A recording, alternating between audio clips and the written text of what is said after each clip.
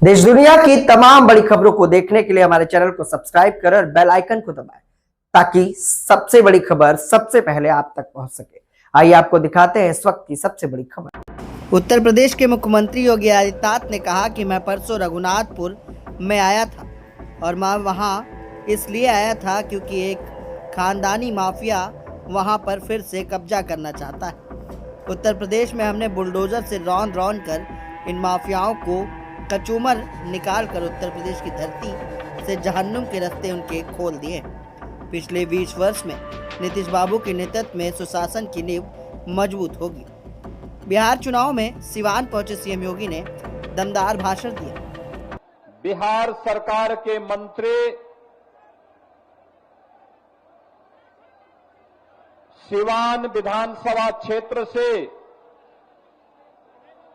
NDA के प्रत्याशी श्री मंगल पांडे जी बड़ौदा विधानसभा क्षेत्र से एनडीए के प्रत्याशी श्री कर्णजीत सिंह जी बढ़हरिया विधानसभा क्षेत्र से एनडीए के प्रत्याशी इंद्रदेव सिंह पटेल जी, माननीय सांसद महाराजगंज श्री जनार्दन सिंह सिग्रीवाल जी,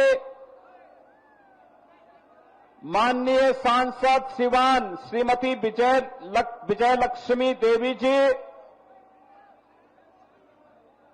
उत्तर प्रदेश सरकार के परिवहन मंत्री श्री दयाशंकर सिंह जी, पूर्व सांसद श्री ओम प्रकाश यादव जी, पूर्व विधान पार्षद श्री मनोज कुमार सिंह जी, भारतीय जनता पार्टी के जिला के अध्यक्ष श्री राहुल तिवारी जी, जदयू के अध्यक्ष श्री चंद्रकेतु सिंह जी, लोजपा के जिलाध्यक्ष श्री महादेव पासवान जी, राष्ट्रीय लोक मोर्चा के जिलाध्यक्ष श्री अब्दुल रिजवान जी, निवर्तमान जिलाध्यक्ष बीजेपी श्री संजय कुमार पांडे जी, वरिष्ठ नेता श्री मुकेश कुमार बंटी जी, भारी संख्या में मौसम की परवाह के बगैर आज की चुनावी सभा में आए हुए सिवान विधानसभा क्षेत्र और जनपद के हमारे सभी बहनों और भाइयों, मैं सबसे पहले मौसम की परवाह के बगैर पिछले 3 दिन से लगातार बिहार में मूसलाधार बारिश और मौसम की परवाह के बगैर आपका जो ये उत्साह है, इस उत्साह का मैं हृदय से आपके प्रति आभार व्यक्त करते हुए अभिनंदन करता हूं। आप सबका मैं अभिनंदन करता हूं।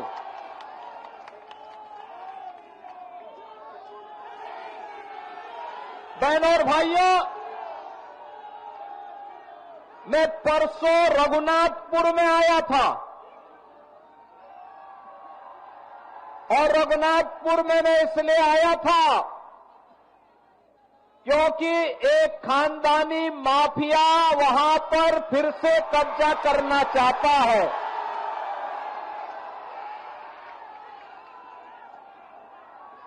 उत्तर प्रदेश में तो हमने बुलडोजर से रौंद करके इन माफियाओं की कचमूर निकाल करके उत्तर प्रदेश की धरती से जहन्नुम के रास्ते उनके खोल दिए हैं।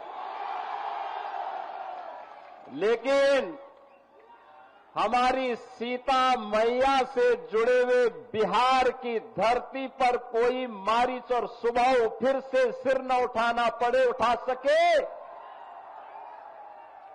लेकिन जब मैं उस दिन आ रहा था तो बड़ी बारिश शुरू हो गई थी और मैं सोचता था कि कोई सभा में होगा नहीं, लेकिन रघुनाथपुर की सभा में वहां के युवाओं की, यहां के नागरिकों की, यहां के अन्नदाता किसानों की, यहां की माताओं बहनों के उत्साह को देख करके मैं कह सकता था कि सिवान की सभा में उससे भी बड़ा सैलाब आने वाला है। और मुझे विश्वास था। और मैं जब लखनऊ से आज प्रातः चला तो लोगों ने कहा कि सिवान में लोग नहीं आएंगे। मैंने कहा देखो, मेरे आने के पहले 50,000 की भीड़ वहां पहुंच चुकी होगी, इसकी चिंता मत करो, वह बिहार है।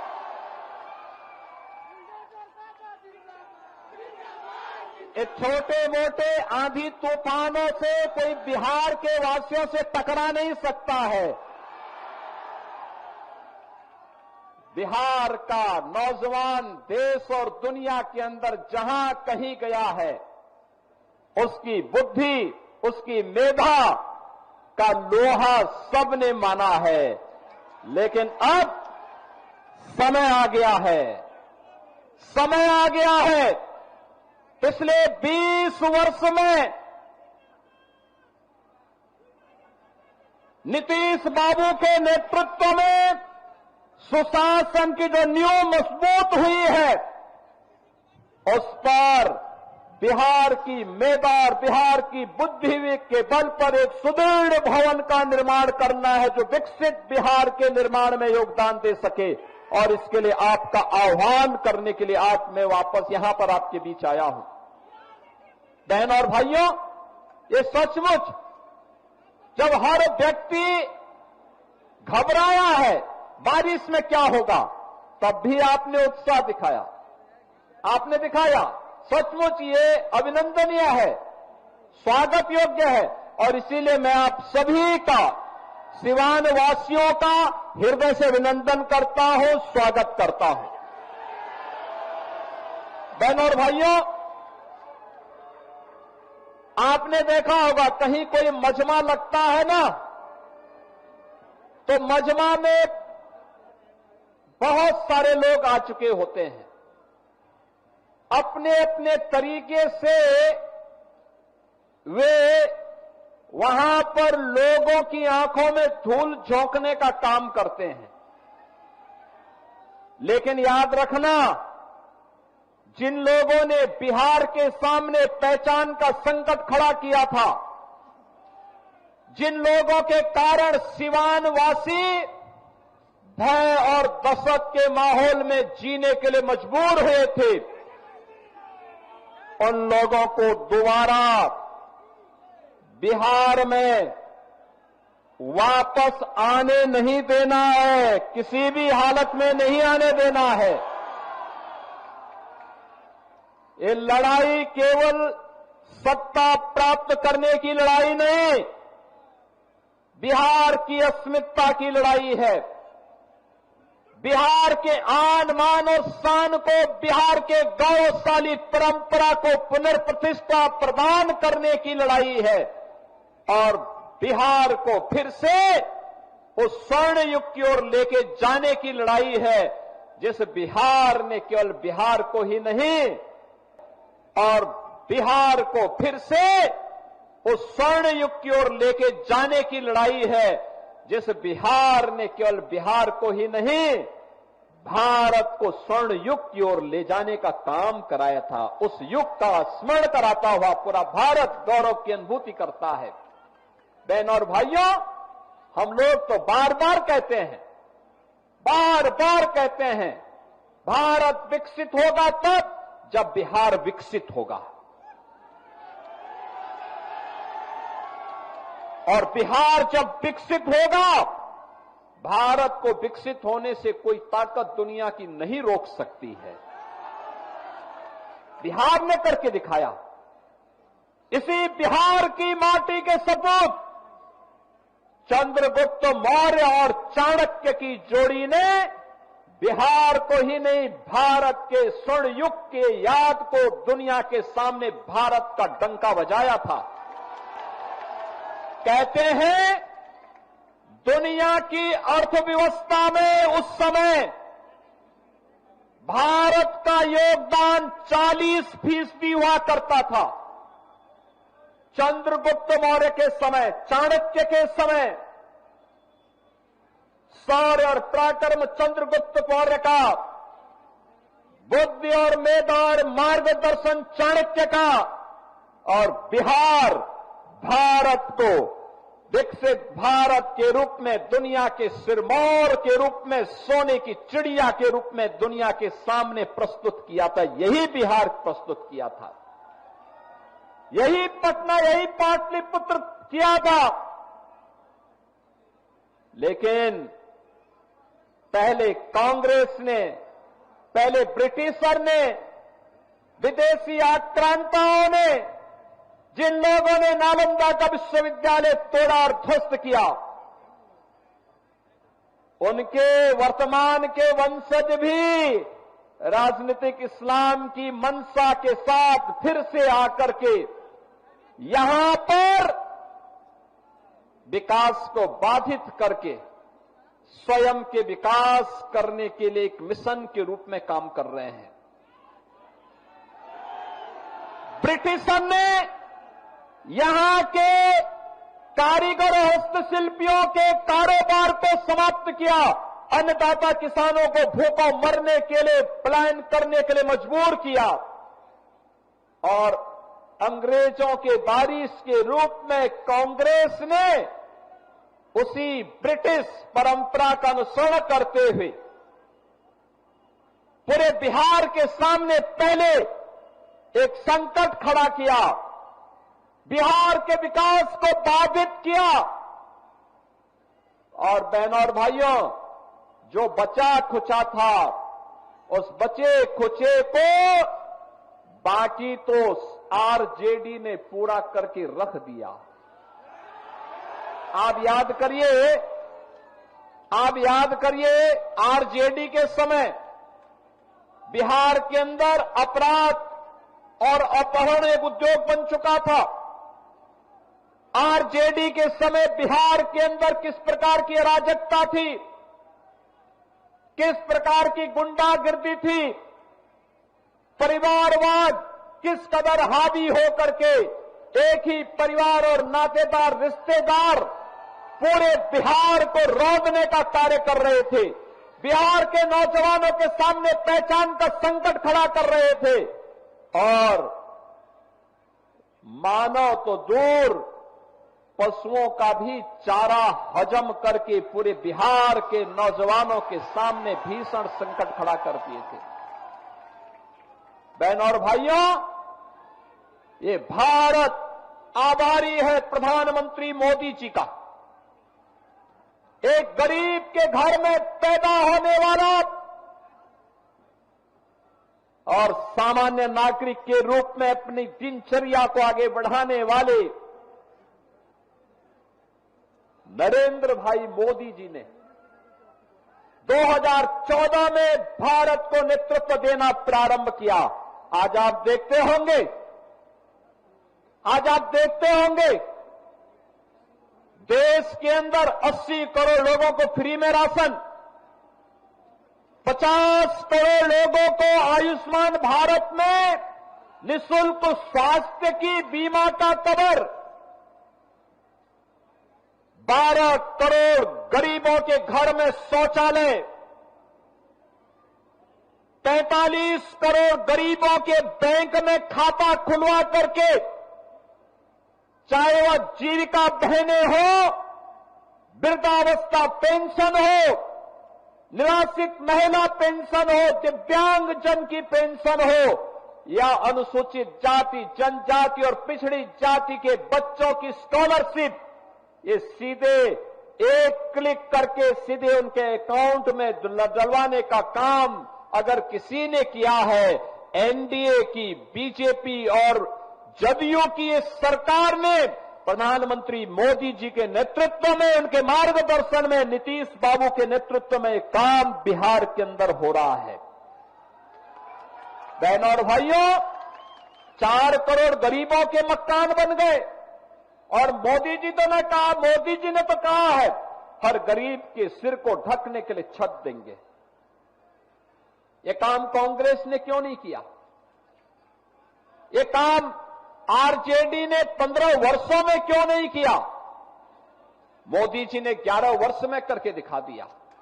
बहनों और भाइयों, आज जो ये लोग इंडी गठबंधन के रूप में आपके सामने आ रहे हैं, ये लोग विरासत को गाली देते हैं, विकास को बाधित करते हैं और गरीबों के कल्याण के लिए चल रही इन योजनाओं में फिर से डकैती डालने का और उसे हजम करने की रणनीति के तहत ये लोग सत्ता में काबिज होना चाहते हैं। याद करना, अगर कांग्रेस और आरजेडी जीतती है तो गरीब के राशन को ये सबसे पहले बंद करके हजम कर डालेंगे। नौजवानों की नौकरी के इस नाम पर ये लोग नौकरी तो नहीं देंगे, नौकरी के नाम पर आपकी जमीन को भी हजम कर डालेंगे। ये लोग विकास तो नहीं कराएंगे, लेकिन विकास के नाम पर माफिया राज को फिर से ला करके नग्न तांडव करवाने का कार्य सीवान के अंदर और बिहार के अंदर फिर से करने का कार्य करेंगे। याद करना, जैसे उत्तर प्रदेश के अंदर और पेशेवर अपराधी और माफिया समाजवादी पार्टी का शागिर्द है, ऐसे ही बिहार के अंदर भी हर पेशेवर माफिया और अपराधी आरजेडी और कांग्रेस का शागिर्द है।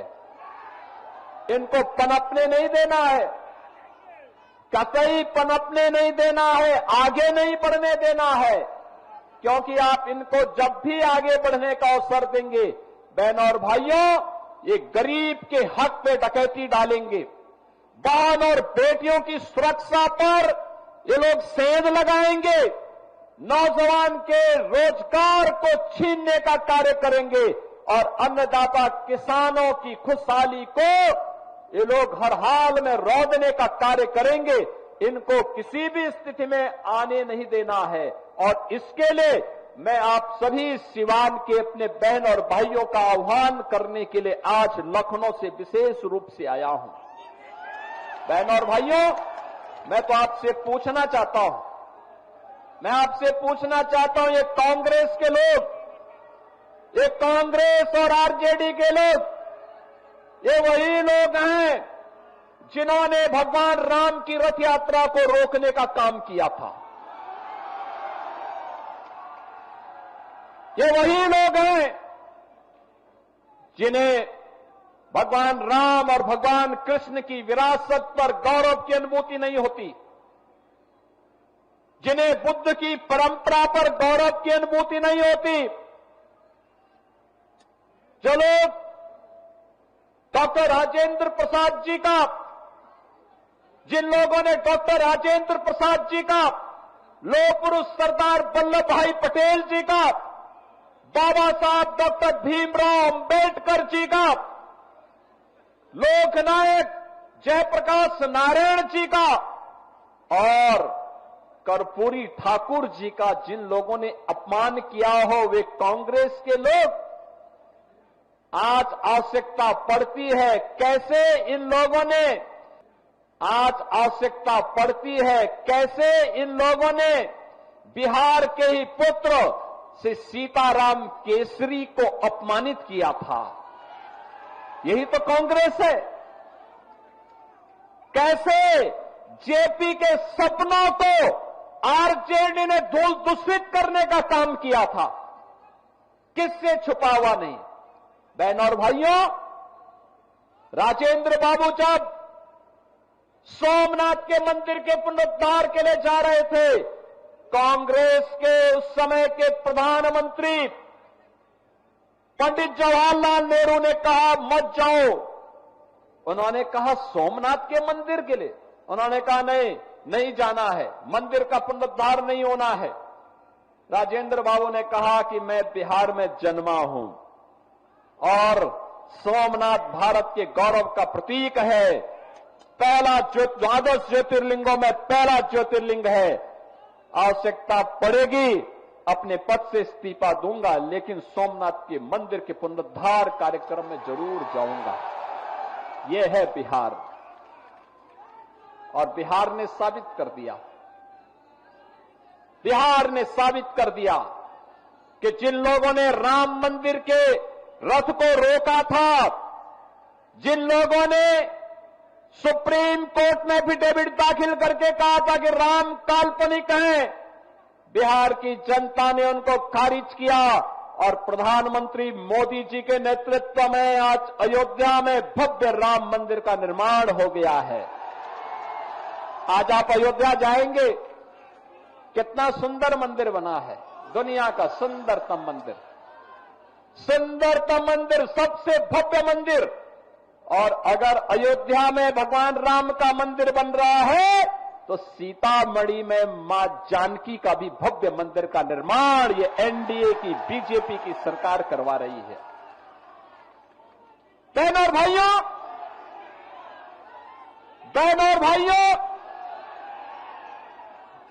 भगवान राम मां जानकी को लेकर के जिस मार्ग से अयोध्या गए थे, उस मार्ग को भी ये एनडीए की सरकार राम जानकी मार्ग के रूप में बना रही है। 6155 करोड़ रुपए दे दिए हैं, कार्य युद्ध स्तर पर चल रहा है। अब बिहार अपनी पहचान के लिए मोहताज नहीं है। अब बिहार के अंदर कनेक्टिविटी है, सड़क की कनेक्टिविटी है, रेलवे की कनेक्टिविटी है, मेट्रो की बेहतर पब्लिक ट्रांसपोर्ट की सुविधा आ रही है, एयर कनेक्टिविटी है और इनलैंड वाटरवे की सुविधा भी अब बिहार के अंदर तेजी के साथ विकसित हुई है। अब बिहार के अंदर स्कूल बन रहे हैं, कॉलेजेस बन रहे हैं, इंजीनियरिंग कॉलेजेस बन रहे हैं, मेडिकल कॉलेजेस बन रहे हैं। अब अन्नदाता किसान को किसान सम्मान निधि का लाभ मिलता है, गरीब को राशन मिलता है, आजीविका बहनें ड्रोन दीदी बन करके आर्थिक स्वावलंबन के मार्ग पर अग्रसर हो रही हैं और 75 लाख बहनों को आर्थिक स्वावलंबन की ओर अग्रसर करने के लिए नीतीश बाबू के नेतृत्व में उन्हें पहली किस्त जारी हो गई है। बहनों और भाइयों, ये एनडीए है, बोलता कम है, करके दिखाता है। ये झूठे वायदे नहीं करता, पहले करता है फिर बोलता है। हमने कहा था ना कि रामलला हम आएंगे, मंदिर वहीं बनाएंगे, हो गया ना। एनडीए ने कहा था ना यूपी में कि आएंगे, माफिया राज यूपी का समाप्त करेंगे, दंगे फसाद समाप्त करेंगे। बहनों और भाइयों, 8.5 वर्ष में एक भी दंगा नहीं हुआ, और अगर किसी ने दंगा करने का साहस किया तो उसको तो जेल के अंदर ठोसा ही, उनकी पूरी प्रॉपर्टी भी कब्जे में लेकर के गरीबों के आवास बना दिए गए। अब यूपी में दंगा नहीं, सब चंगा है। अब यूपी में दंगा नहीं कर सकता कोई।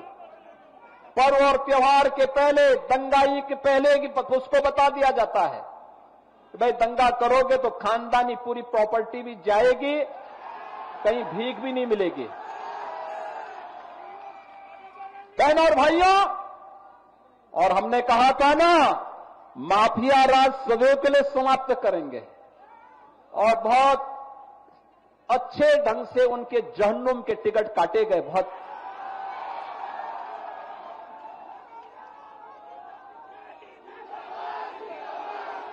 बिहार उस दिशा में आगे बढ़ रहा है। बहनों और भाइयों, एनडीए की सरकार जो बोलती है वो करके दिखाती है।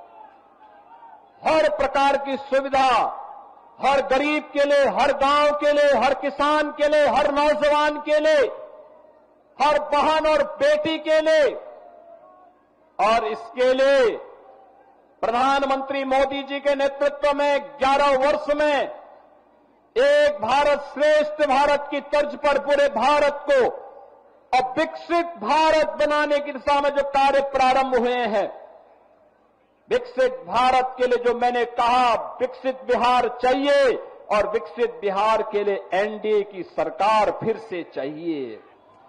और इसके लिए आप सभी का आह्वान है। 8 विधानसभा क्षेत्र हैं सीवान जनपद में, और रघुनाथपुर के उत्साह को देख करके तो मैं कह सकता हूं कि रघुनाथपुर में तो लोगों ने कह दिया कि खानदानी माफिया को फिर से नहीं आने देना है। और मैं कह सकता हूं कि सीवान की सभा को भारी बरसात के बावजूद मैं कह सकता हूं कि सीवान की जनता ने तय कर दिया है कि सीवान के साथ साथ जितनी भी हमारी विधानसभाएं हैं, दरोदा है, बड़हरिया है और अन्य 8 विधानसभाओं में एनडीए का परचम लहराएगा, इंडी गठबंधन गर्त में जाएगा। इनका झूठ और फरेब अब नहीं चलने वाला है। फिर से नीतीश बाबू के नेतृत्व में, प्रधानमंत्री मोदी जी के मार्गदर्शन में बिहार के अंदर एनडीए की सरकार को हमें बनाना है और एक सुशासन की सुदृढ़ नींव पर विकसित बिहार की परिकल्पना को साकार करना है। क्या आप सहमत हैं? बिहार विकसित होना चाहिए ना? विकसित बिहार के लिए सहमत हैं? इस सड़क के इस पार के लोग क्या आप नहीं चाहते क्या? घर के ऊपर, छत के ऊपर, इधर जो नौजवान खड़े हैं पीछे, इधर भी काफी दूर तक है। विकसित बिहार चाहते हैं ना? विकसित बिहार चाहिए ना? तो विकसित बिहार के लिए एनडीए के प्रत्याशियों को जिताना पड़ेगा। एनडीए के प्रत्याशी बीजेपी के हो, जेडीयू के हो, लोक जनशक्ति पार्टी के हो या फिर हम के हो, इन सभी में जिस भी पार्टी से दिया गया जो अधिकृत प्रत्याशी है उसे एनडीए के द्वारा, उस पार्टी के द्वारा जो घोषित चुनाव चिन्ह है उसके अनुरूप हम विजयी बना करके भेजेंगे। तो विकसित बिहार की परिकल्पना और विकसित बिहार से फिर से भारत के स्वर्ण युग की ओर, राम राज्य की अवधारणा को साकार करने को हमें आगे बढ़ना है।